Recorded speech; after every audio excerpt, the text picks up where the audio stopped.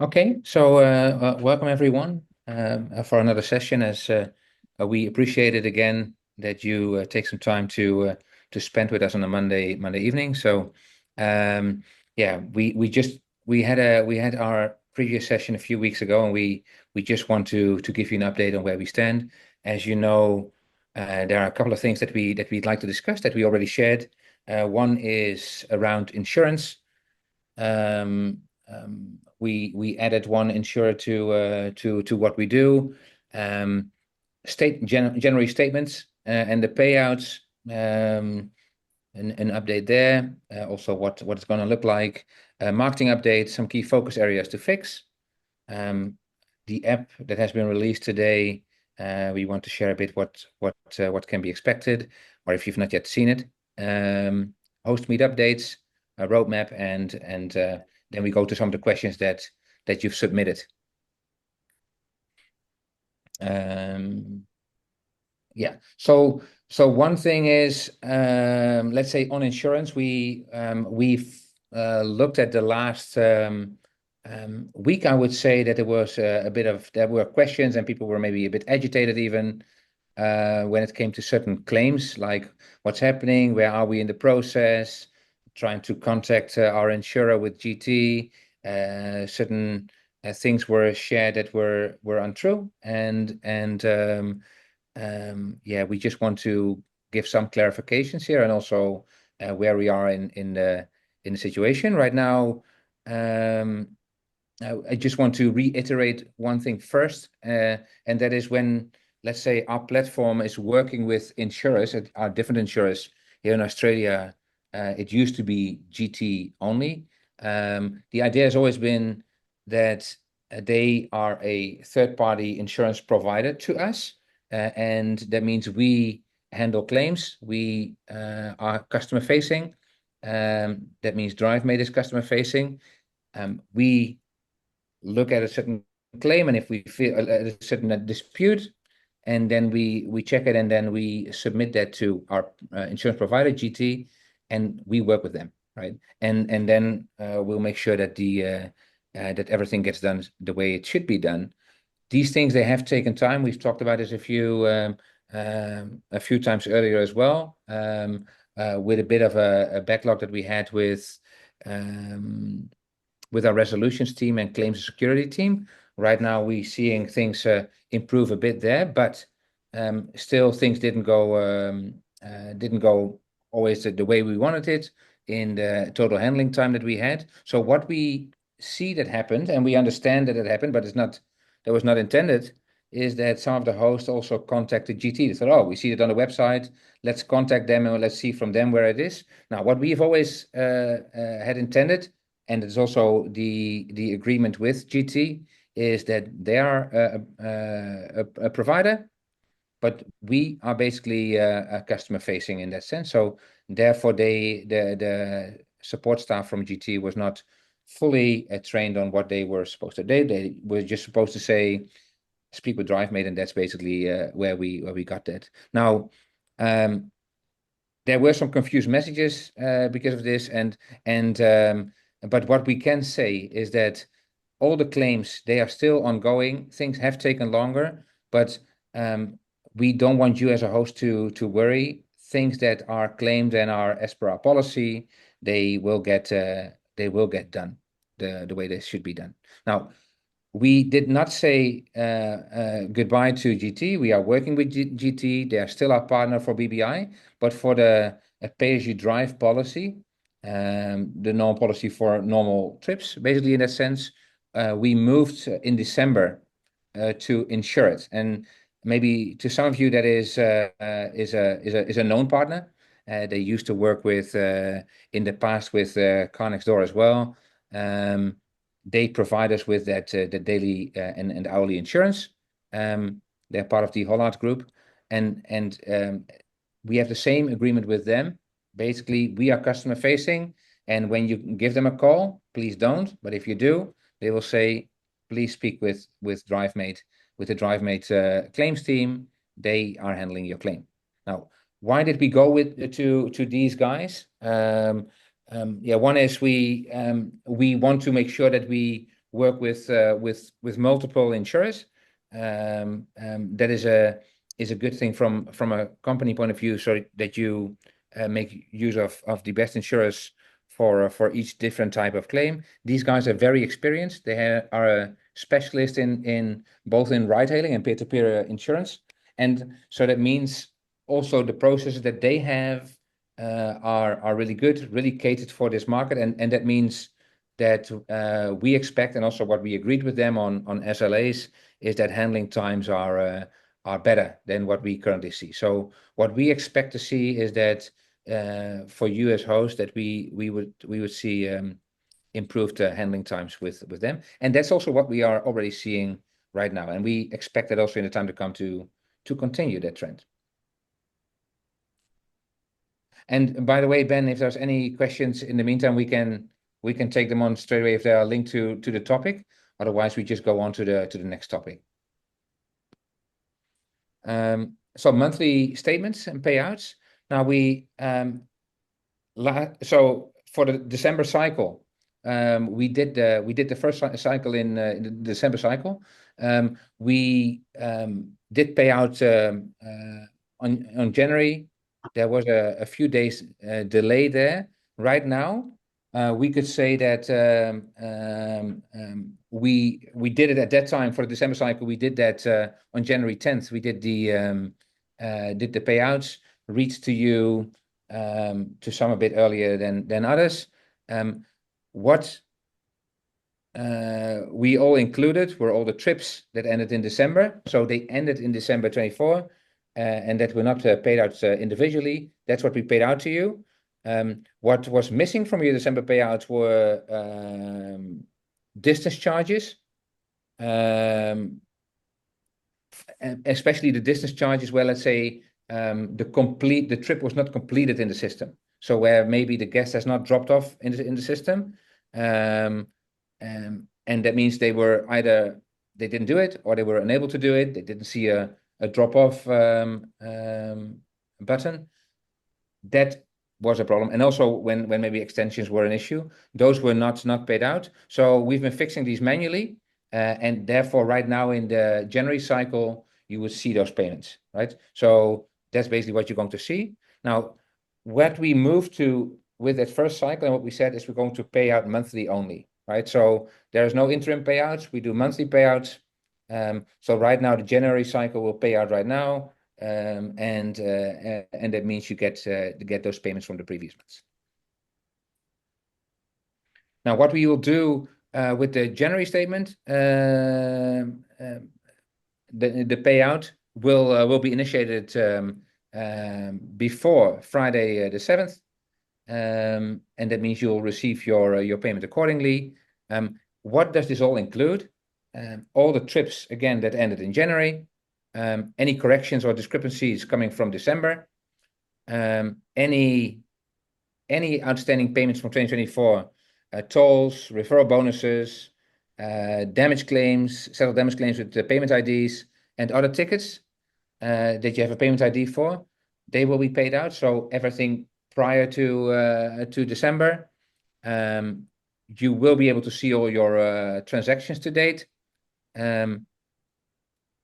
Also know that tickets that are marked resolved have been settled in your favor. But if a claim is rejected, we would have advised you on the rejection. We're updating this process to advise the impending payout amount when a ticket is closed or resolved, knowing that all the payouts will be made in the monthly cycle. So that's basically what we try to do. So you'll also receive a spreadsheet with different columns. The columns are on trip time duration, kilometers, payout status, and guest and trip ratings. So that's what you will all receive for the payouts. I might just jump in there, and thank you to everybody who gave us ideas and requests for things that they would like to see in the monthly statements and the data that they would like as hosts. As you can see, we've added a few columns to the spreadsheet. That is by no means the end of that process. We will keep enhancing our reporting. something that we will be able to do, but not this month, and maybe not even next month, is to look at performance by car. We as hosts, we all like to look at how different cars are performing. So that's something that we want to build in. What I would say, and I've been working with the tech team carefully, is the spreadsheet that you will get this week will be more sortable. It will have clearer columns so that you could, if you wanted to look at the performance of one car, you could sort by rego and then subtotal just all the rows that reply to that rego, which I know is not a perfect, but it's a workaround until we get to reporting by car. Thanks, man. And Kian, sorry, just for to answer a question here, where will all the previous transactions live?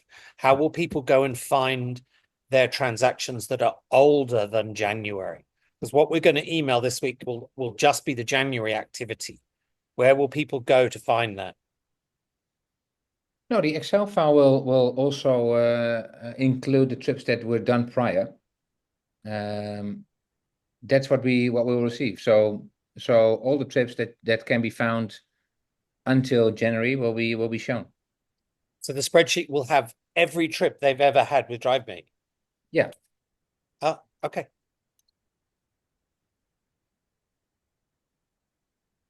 Any other ones there, Ben? Or you want to take that? David has mentioned several times about the spreadsheet not being ATO compliant. My accountant was happy with my December one. I'm not quite sure. I'm not quite sure what David means there. We might take that offline, David. If you can email me with any issues. And in the end, those things. Thanks for that. It's those kind of that feedback, whatever it is. Let's say helping, let's say, to be compliant. If that is not the case, will help everyone, right? So yeah, please share it, and we'll update it certainly if there's anything there. But as we shared, we looked at it ourselves with Ben as well, and we thought everything is done what we're supposed to do. But if we can improve it in any way, just share it, and that helps the wider community. 100%.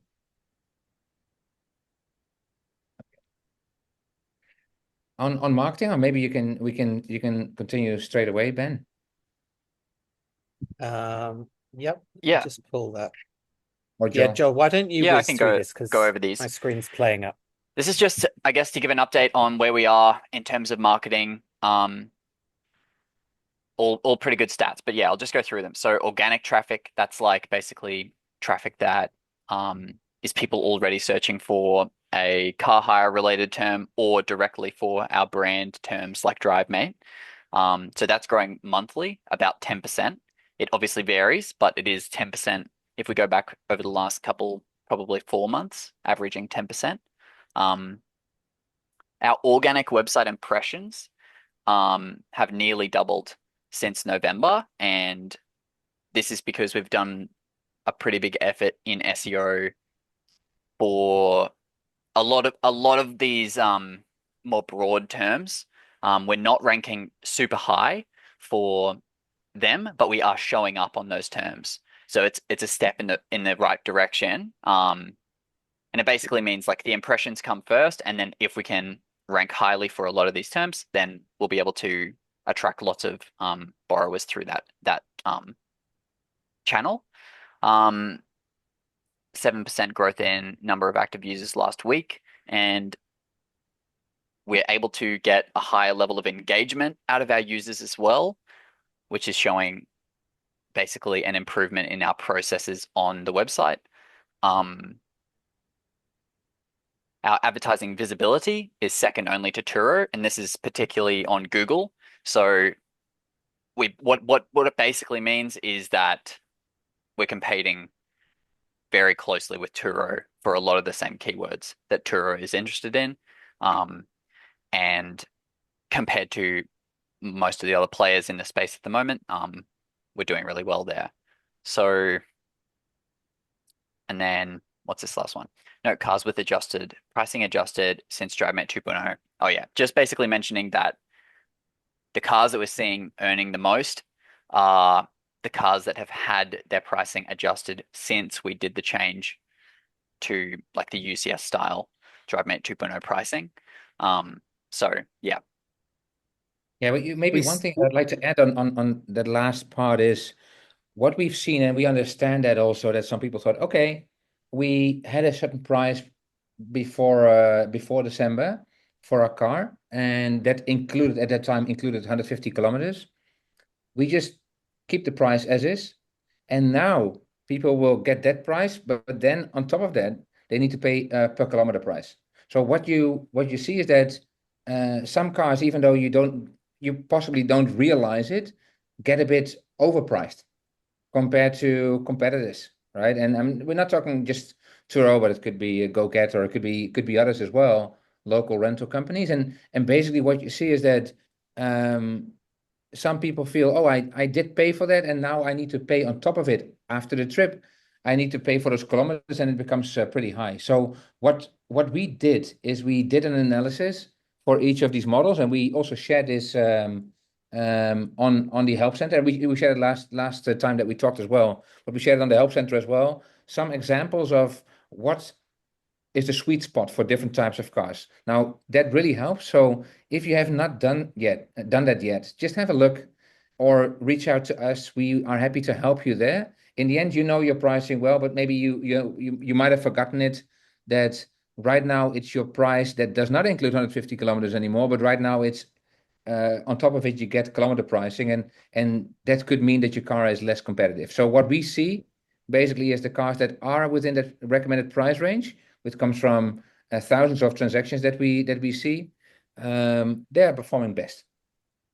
So we recommend you to have a look at it, and if you can, price it within that range. I might just add quickly something on that. We sent an email to you hosts, I think around 15th of December, showing how your cars were priced versus the recommended pricing. It was a very data rich email, which we thought was quite clever, but it ended up being quite long, and obviously landed at a very busy time of year. So we might email you guys again in the next week or so, just to reiterate the thoughts about pricing, and perhaps just to revisit some of those key themes that we made in December, and maybe explain them a little bit more clearly. Yeah, thanks. Yeah, but again, if there are any questions there, just reach out to us. We're happy to help. We have a host team that can provide you insights to just maximize your own earnings. A couple of things that for us are very high on the agenda. Again, I think the most important thing, and yeah, at some point it becomes hard to say that we appreciate your patience here, but we have seen some improvements here, and we have a long way to go, but we are really working on it, on getting much faster at closing certain points, is support 2.0. So we're clearing the backlog. It is happening right now, and we try to accelerate this, focusing on settling claims. That is number one. Number two, trip extension issues that we've seen. We've seen much less than before, but still we do see some. We're working on that. That's linked to let's say completing a trip, ending a trip for guests. Sometimes maybe buttons didn't show and those kind of things. Some of these bugs right now have been fixed in the app that was released today. Stabilizing the monthly payouts and improving it, but first and foremost is ensuring accurate billing. So what you'll see right now in the January cycle is already an improvement from December. It's the second cycle that we do. We stabilize that right now, and we try to at the things that were requested. So some of you have requested certain things on what you want to see. Yeah, we are we're looking forward to your feedback also on the January cycle payouts. The app that was released today, what was all fixed? Now, a couple of things that you can see here is hours for instant booking cars. That is one key thing. Oh. It was restricted between 12 a.m. and 7 a.m. Now it's between 12 and 6 a.m. So that was one piece of feedback that we've received from some of you, of the hosts. So very pleased with that. We made the changes. Blocking bookings for guests with unpaid dues. That is one thing important, that we don't let people with either ill intent or maybe that are still behind still book cars, because in the end that is just trouble, right? And we've seen that. We want to reduce that, and it has reduced. We've seen when you look at dispute percentage on trips for each of the different categories, we see it go down. And so one of the things that we think it has helped, not only this, what we've done in the app, but also what we've seen is our verification, continuously strengthening it. That is helping. But yeah, right now it's possible to block bookings from these guests. New marketing landing pages. Of course, we try to help increase demand, maximize your own earnings. That's what we try to do. That's what you see in today's app as well. And push notifications for trip cancellations by guests. So these are a couple of things that you see in today's app. If you've not yet updated, please do. Yeah, that's what's gone out today. Now, next thing, I think the Q&A. Yeah, I think like what we're doing today, we are going to see what is the right timing right now for whenever there are questions or things that we see happening online, when we can do the next Q&A. I don't know, Ben, if you had any thoughts, other thoughts here, and also regarding the meetups. Yeah, I just think with the Q&As, they take up obviously your valuable time, and we do a fair bit of preparation. We're not going to set a schedule for them. If something blows up, we might do one next week. If things were going smoothly, we might not do one for 3 weeks. We're going to do them when we think they will add the most value and when we can see a critical mass of questions.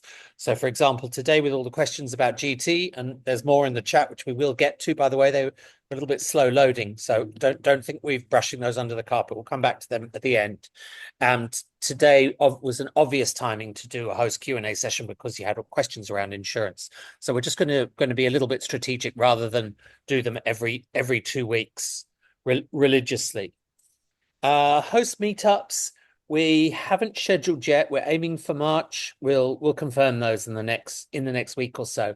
Again, we wanted to do those when they added the most value, and also they take a huge amount of management time. And as I think we all know, the management team has got a ton of stuff that we're working on right now. So February, we kind of need to be at our desks. We're hoping to get round to see you in March.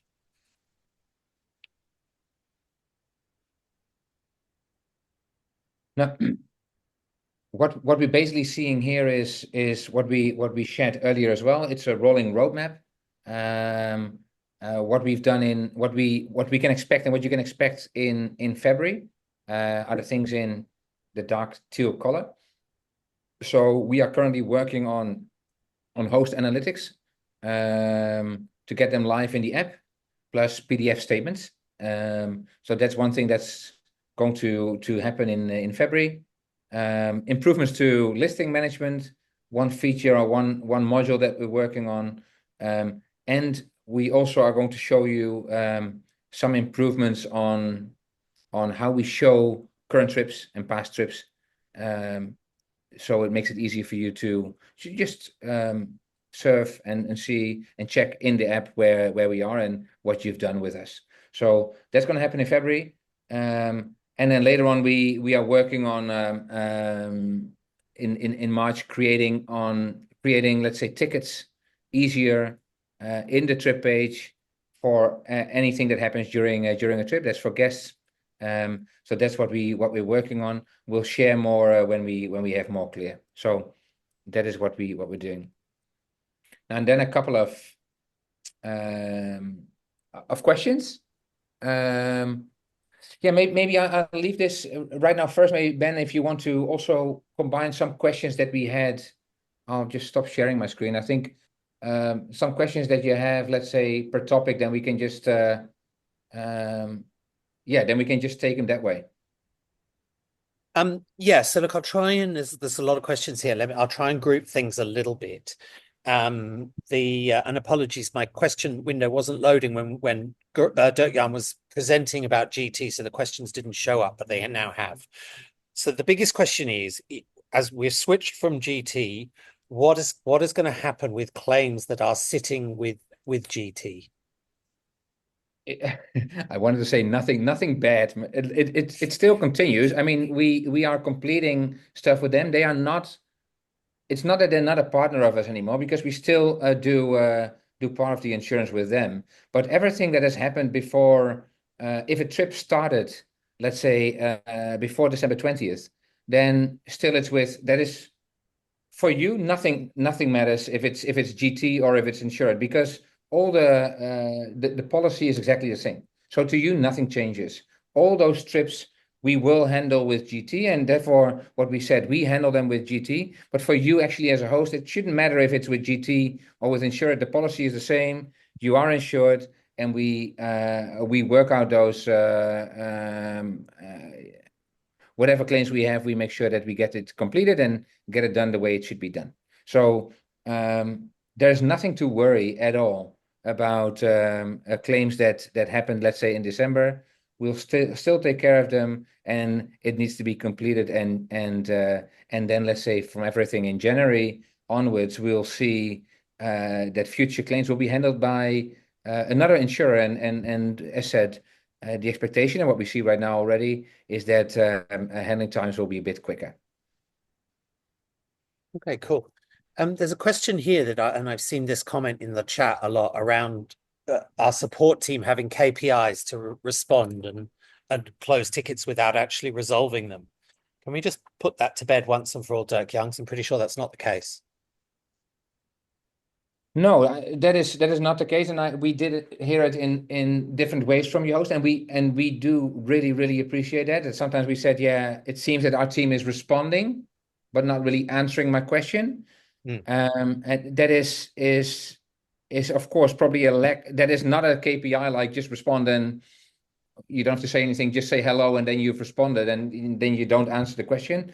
No, that is not the case. We are looking at what's the real handling time of the customer team, and certainly what we've seen is we've seen some people come and go in the team, and that means we need to train and retrain people, and that has not been so great. For that reason, we increase the amount of training that we do, but also. And that is also one key thing for the months to come for us internally, to see what other things that we can automate to just make it faster. So yeah, for sure, there is no KPI on just respond, and that is what you need to do. You don't have to really help people. But I can imagine it is frustrating from time to time when you do get people that seem to not know what they're talking about. We do have the systems in place to help you on any type of dispute that we have. We have the systems. People need to use it, and it's a matter of training and also focusing on those results. If some of our customer team is not performing the way they should, then obviously we try to train them and encourage them to do better. And if that's really not working out, we look at other people as well to come on board.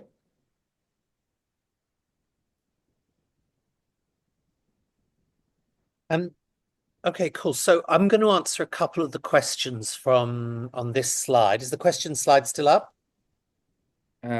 No, I was No. actually, Okay, but no, don't I worry. can. It's all right. I've got it. Sorry, my tech's playing up today. Um, I'm going to answer a couple of these because I've seen them beforehand, and Dirk-Jan hasn't. And here's a good one. Can there be an insurance cover extension to allow the towing of trailers? It would increase the use cases and thus demand. It would also, by the way, give a competitive advantage over Turo, which doesn't allow the towing of trailers. I'm not expecting you to answer that on the fly, Dirk-Jan, but I think it's an interesting one for us to take on board and maybe chat to our new insurer and see what they say. Yes, yeah. So the only answer we can give right now is that is a good suggestion, and yeah, we need to take that up with the new insurer, and see what we can do. Right now, as mentioned, all the policy terms, they remain the same from what they were before. So that means right now it's excluded. But we can see what we can do, and how we can, yeah, how we can implement it.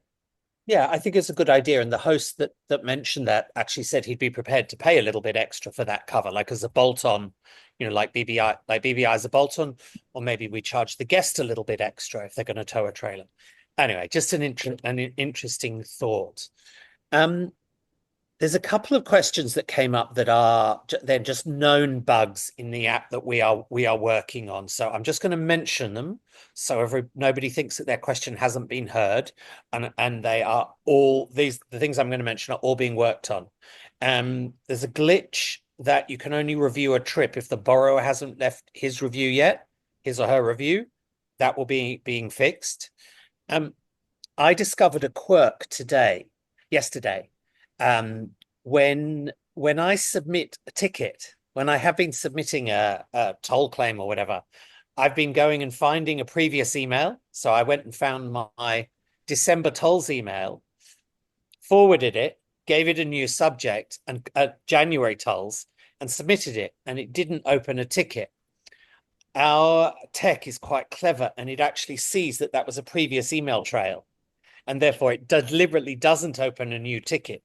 It assumes that was a continuation of the previous ticket. So if you are going to lodge a new claim or a new issue, start a fresh email, please, so it will then open a fresh ticket.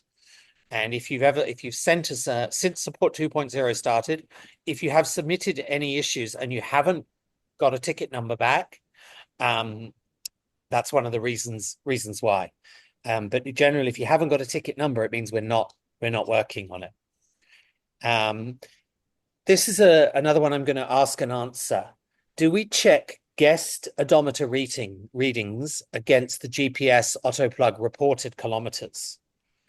Because a couple of hosts, not many, but a couple of hosts have been saying that their tech is not reporting accurately. And I would say a couple of things. I would say that it really is only a handful of people, which makes it actually harder to diagnose. And I don't know how everyone's experience was on UCS, but I found UCS was always about 10% below. We're finding ours actually more accurate.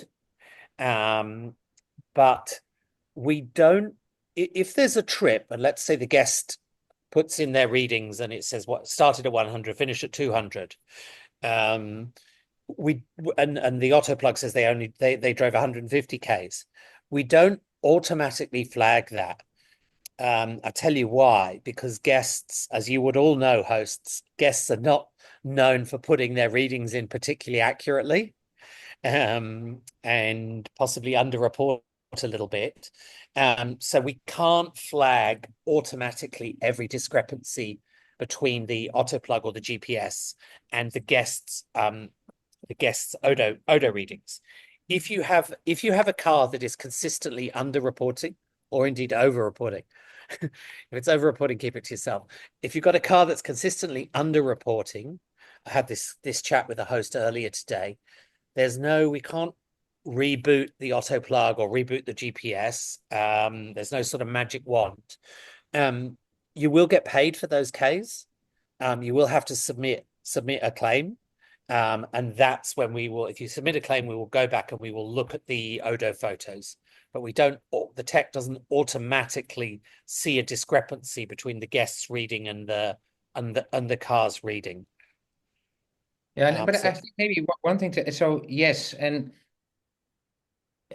there will always, even for different cars, different car models, um, uh, your tires, and the GPS, our GPS, there can always be some difference. So there may be minimal number of difference, and it can sometimes be higher and sometimes be lower. All right. And but what we do, and I think that is also important to realize, and what we shared earlier as well, it's the same as Uber. We have also built a system where we can automate all these things. Distance charging we automate based on GPS. Um, and a GPS, let's say, gives a signal every few moments, basically, right? And that means that yeah, it could be that certain turns or etc. It's not fully captured, and therefore it could be slightly different. As Ben said, with Uber, that was exactly the same. And we are also a little bit in this business to see how we can make this work, right? We have charged therefore a certain amount per kilometer so that we have some buffer for all of us to work with these discrepancies, right? Now, if that discrepancy is big, obviously you need to come to us and you dispute it, and then we can see what we can do. But in general, we want to automate the flow as much as we can, right? And that's basically how we have looked at this. You win some, you lose some. From our end, same thing, right? And that's how we've built it so that the system can just run in a good way, um, with least intervention of people. And that's what we try to do to make this work. talking of interventions, Leanna's asked a good question. What happens if a guest unplugs the GPS or disconnects the auto plug? Yeah, in those cases, we do know, right? So we know when it's unplugged. Then straight away there goes notification to our security team, because that is behavior that you don't want to see. This happens very rarely, by the way, very rarely. So that is number one. But yeah, it goes to our security team, and then we need to see what else we have. So then we check if there's a secondary GPS. We can at least track the car. If So that's basically what we try to do. From a calculation point of view, in that case, we will look at odometer readings. In a case where a guest intentionally took out the GPS, it's unlikely that the guest will give odometer readings. So then you as a host, you need to share them with us, and we will use them, right? So that is what we do. Here's a good question again, just on auto plugs. Perth. When are we going to support auto plugs in Perth, which is a very important market to us, by the way? Absolutely. No, it is an important market. Yeah, so there's always a few things that are needed from that angle, and one is we need to have somebody technical that is in our team that can install the devices, and we need to get the devices there. So for us, I think we want to do this in Perth as well.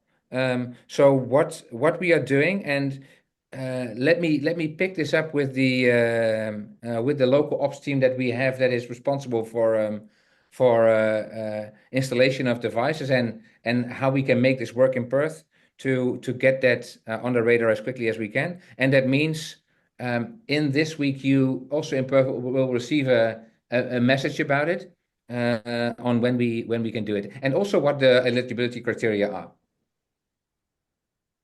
Cool. Here's a two-part question. How are long-term trips billed? Are they only billed and paid at the end of the trip? And also on longer trips, what's happening with Flex Plus? Yeah, if we talk longer trips, I first thought you meant longer trips, let's say for a few days and many kilometers, right? How do we build that? Um, if let's say, I interpreted the question as much longer trips, if a trip spans over a couple of months, does it get paid out? Does the yes, we January get part paid get out paid out in January? yeah. So if somebody books right now for 3 months, and it didn't happen before, I think, for 3 months. But let's say if they do book for 3 months, you always get paid at the end of the trip. That is how a normal trip, if people book a trip, you get paid when the trip is completed. Now, one other option is that people want to book for a few months and you say, oh, I want to do that on Flex Plus, and that means it's a subscription. Then you will get paid every month as a host. You just get paid. Even if do you want to just recap quickly how Flex Plus works? Flex Plus is basically a subscription where people pay us, and they just, it's like a subscription, just like maybe your Netflix subscription. You subscribe to a car, you need to pay, and you automatically put your as a guest or a client, you put your bank card in the system. We automatically charge you, and that just keeps going until you cancel the trip, until you cancel your subscription. And then you have some notice. I think that's 14 days of notice that the guest needs to give, and then that will end, right? So basically that's what we do. In that case, for you as a host, you need to let us know that you're interested in renting out your car on Flex Plus, on the subscription, and we'll make that work for you. Then that is a good thing for guests, and for you as a host as well. Although prices for you as a host versus daily are lower, but what we basically say is you have a certain price in mind that you can earn. We top it up with for some insurance, and that's basically what it is. So that means the total trip fees to the guest are lower, right? But also your earnings per day are a bit lower. So, for example, how this works is, if you want to earn $200 per week, we for example put it at 260 or 265, let's say, to the guest per week, and that's basically it. And that means you'll receive $200 per week for that car, and that includes a certain number of kilometers. But that means they don't pay. That those kilometers are included, a certain number of kilometers. We could say, for example, okay, if they drive more, then they need to pay X, and that amount that we have all perfectly visible on our website, driveme.eu/subscription. But we can share that with you as well if you're interested in renting out cars on Flex Plus. It's just one other sales channel. Cool, thank you. Question on theft process. Do I call the police if DriveMate is not responding to me? Yes, I think you can. So certainly we are not stopping anyone from if you cannot reach us, that is certainly something understandable. Question is when you would do that, because the police also needs to obviously, let's say, consider the car stolen. If you report it stolen, it's stolen. You can report it, but basically it needs to come through us, right? So it is a problem if you cannot reach us. We do have a security team that is constantly looking at, for example, a late return and a late return dashboard, and see what is happening, what is over 24 hours, because then we take action, right, to see if we need to repossess it, if we can locate the car. Yeah, so that is the process that we follow. You should follow up with us, and that's also what was said here in the, if I understand the question correctly, you try to speak with us. You can reach us, and can you call the police? Yeah, you can always call the police and see report it stolen. But yeah, the question is a little bit when you would do it. If, let's say, it's 1 hour after a drop off, yeah, but maybe a bit early. But try to reach out, and we try to help you. Okay. I've been saving the biggest question till now, and this has been asked about 4 or 5 different ways, which is around timings of resolution of claims, which Dirk-Jan has already talked about, so I don't want him to repeat himself. But one constructive way that question has been asked is if people can have more visibility of the progress of a claim through the different steps, rather than just, submitted, resolved. Is there a way to give visibility of progress along the way, which will help? Because it's a 2-part question. The key question is around timings, which we've already spoke about. But visibility of process would help give you more understanding around timings. Yeah. So yes, and maybe we can even improve that further from what we have in the roadmap and what we want to do, and actually what we already have. Right now we have different stages, right? And those are 4 or 5 stages, let's say, in a claims process that you can see how that's moving. So if certain things have moved to the next stage, then we'll show that in the app. You can see that. If that is not enough info in the end, with the trip ID, we share what we do there on those stages. If there are certain specifics or things that you think that we can improve there, or how you would like to see it, please share it with us, and we can see what we can do in the app. I think that's where we are. We have the 4 or 5 different stages right now that we show. It is updated once those actions are taken by our team. That's manually done, and you can see that in the app. You can track for each ticket ID what the status is. So that is one thing that we have. But yeah, just let us know if there's what type of specifics you want to see in the app. So I don't know, maybe that is one thing that maybe Joel or Ben, maybe you can try to collect from the person that has or the people that have asked that, or try to find out what are the to what level of detail do you want to see it, because we cannot put everything in the app. In emails, of course, we can, but we just want to keep it relevant to yourself as well.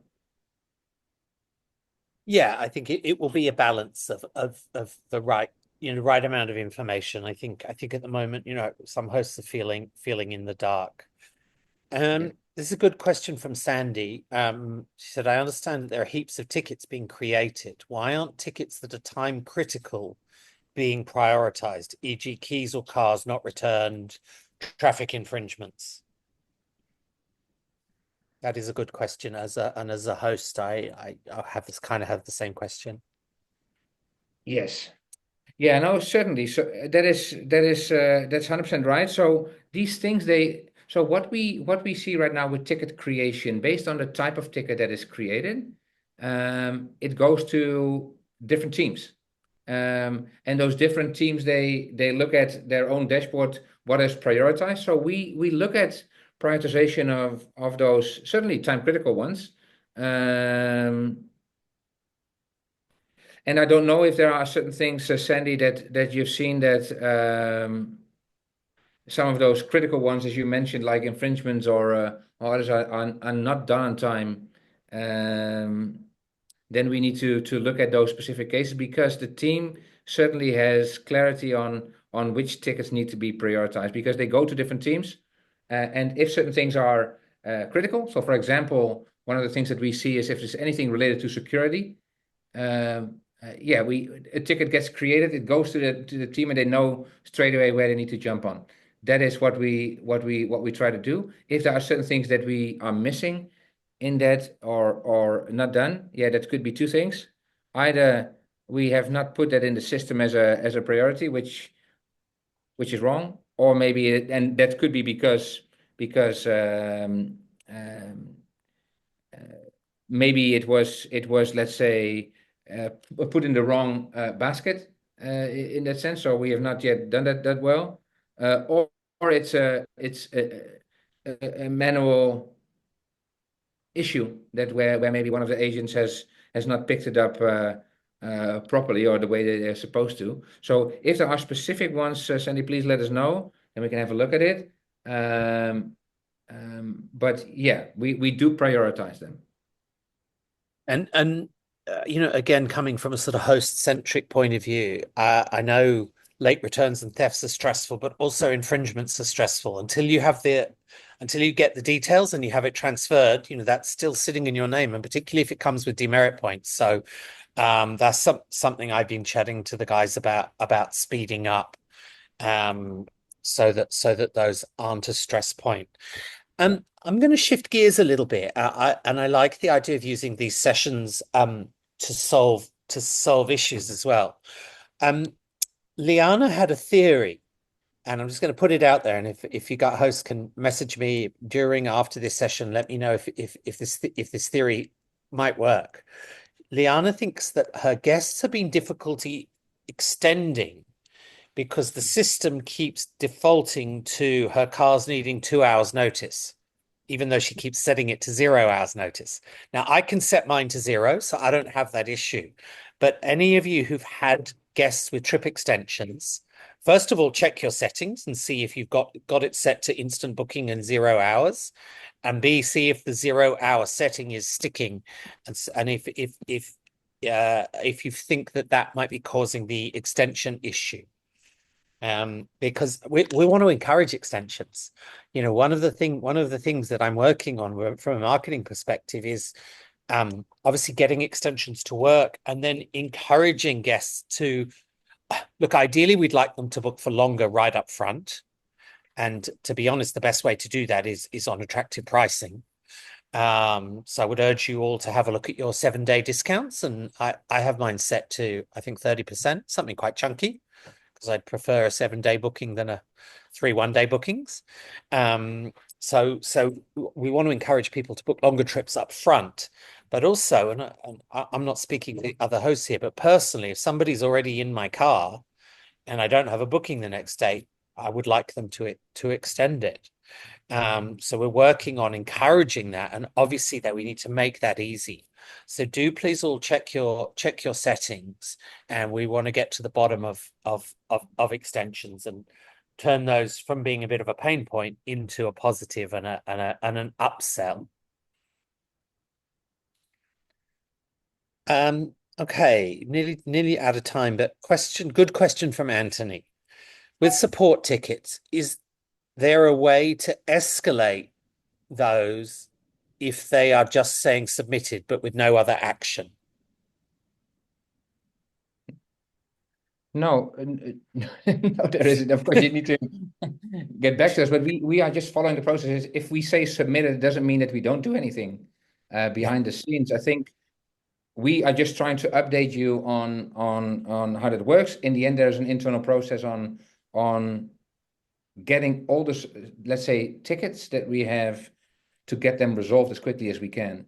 And we do that in an order of priority. As said, that is like normally is first come, first serve. That is number one. So the oldest ones, they need to go first, unless there is a certain priority. We just talked about some priorities. They will be done first. But there is a process. So yeah, it's actually not really helpful, or basically not very helpful to maybe coming back on each of these same things if they are being done. Obviously, I do understand that you don't want things to be in the system too long, but when we put it on submitted, it does not mean that nothing is done. Then basically it has been submitted, and it means we are working on that specific case. Okay, cool. There's two more questions. Sorry, just to backtrack a little bit around theft, because the answer to that sparked a whole bunch of other questions, and they're really good ones. Which is around when the police will accept a theft as a theft rather than a civil matter because the person hasn't returned a hire car. And I've got a feeling that there's 5 different answers to that for 5 different states. I'll share a little anecdote from New South Wales, which is hopefully helpful. I had a car that was 12 hours late back on a UCS trip, and I went to the local police station, which I can see from my window, and they weren't at all interested. And I went off and I took a photo of my AirTag thrown out of the window way out in the way out west. And when I came back to the police station, I showed them a photo of my AirTag having clearly been tossed out of a car window. They completely shifted gear. And part of that is tampering with the GPS is an offense in itself. And maybe I just got lucky. Maybe I just got someone a different guy on a different shift. But yeah, that was an anecdote from New South Wales. But I wonder if Dirk-Jan and maybe Jake are able to answer that for other states, because one gentleman here is saying in Victoria they won't treated as theft for 28 days. Theo is saying that, which is obviously way too long to wait for a late return to be classified as theft from our point of view. I think what we can do, I think for all these different states there are different rules. What we can do is let our security team write a message to everyone on what needs to be done. I think the general thing is come to us. We'll try to help you. Our security team straight away when the car is late, we try to take actions that we can do to recover the car. Number one, and we will let's say speak with police whenever we can and what is right, and we'll let you know, right, on what we can do to recover the car, and that is a general piece of advice to everyone wherever you live in Australia. For specifics, what we can do for specifics on different states, let us put something together because we've heard these questions before, also in some of the previous calls, and let's try to put something together and we try to clarify it that way. I think that is the best we can do. Cool. Here's a good question for again to take us through to 7 p.m. Can you clarify what costs are being passed on to guests for booking changes? I had a guest unhappy over a $25 charge for a chip change, but I couldn't see that. The host said, that's the host saying that, not me. That's a good question. It's a good question. I think I'm very curious to see what that was with that trip admin change. We don't do that from a system point of view. It didn't ring a bell from having typed up the fee schedule, which is in our help center. No, we don't have that. I think there's no charge for a trip change. Obviously, when let's say you cancel a trip and it's within a certain period of time before the booking, then there is a charge for that. Same as if it's a late return, there's a charge. Exactly. That is possible, but there's no trip change charge, not as far as I know, and not in the system. So very curious to see this trip idea, and we can see what's happened because that should not be the case. Yeah. And so just to recap, a couple of guests have been messaging here saying that they haven't been able to set their trip booking window to 0 hours, and I do think my theory might be right that that's been impacting trip extension. So I'm going to take that as an action, and hosts, I will get back to you on that in the next few days. If you're unable to set your notice period to 0, that might well stop you getting extensions. So leave that with me. Okay, that's 7 o'clock. I think we have covered the easy and the hard questions. Thanks, Dirk-Jan, for maybe one thing I saw as a question, maybe last one. Why am I being charged for subscription and BBI fees for delisted cars? I don't know who the question came from, but that shouldn't be. If you are delisting your car and your car, so if your car has been delisted, and so that means you also stop the subscription for BBI. Obviously, you're not covered anymore for that car, and you should also not be charged. Now there is a notice period, like with insurance, that is that we need to take into consideration. But normally, certainly, if you don't have a car on BBI, then it shouldn't show.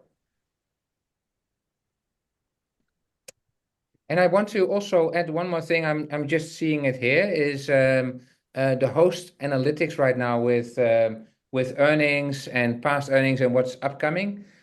That is live in the app right now as well.